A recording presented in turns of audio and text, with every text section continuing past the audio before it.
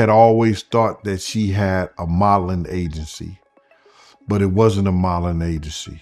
It was more of a brand that she ran for high-profile drillers. People always thought Diddy's mom ran a modeling agency, but according to insiders, it wasn't really about modeling. It was more like a cover for wild parties with celebrities and athletes. The narrator says that Diddy's family may have wealth, but they lack respect, pointing out that having money means little if your reputation is ruined. From Diddy's father, who was allegedly involved in crime, to his kids, who are accused of throwing wild parties and even assaulting young women, allegedly, the family's name is deeply controversial. The spotlight turns to Diddy's mother, Janice.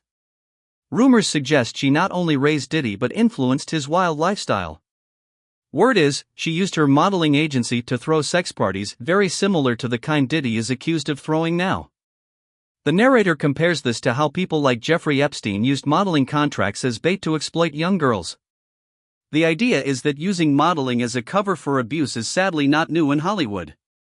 Things get more serious when Tim "Dog" Patterson, a childhood friend of Diddy, speaks out. He made a documentary where he claimed Janice hosted wild house parties when Diddy was young. He said Diddy grew up around adults doing drugs, having sex, and partying hard in his home. It wasn't unusual to walk into a room and see naked people. Party guests were often street-connected and from Harlem. Another person, DJ Easy Lee Davis, who used to work with Mary J. Blige and also knew Diddy growing up, confirmed hearing rumors about Janice's parties. He said she always made sure the guests were comfortable, and there were always attractive young women around. The video continues by saying that when you hear the same stories from multiple sources, it's hard to ignore.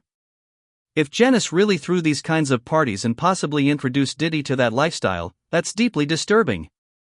Then there's Gene Deal, Diddy's former bodyguard, who has been very vocal about what went on behind the scenes.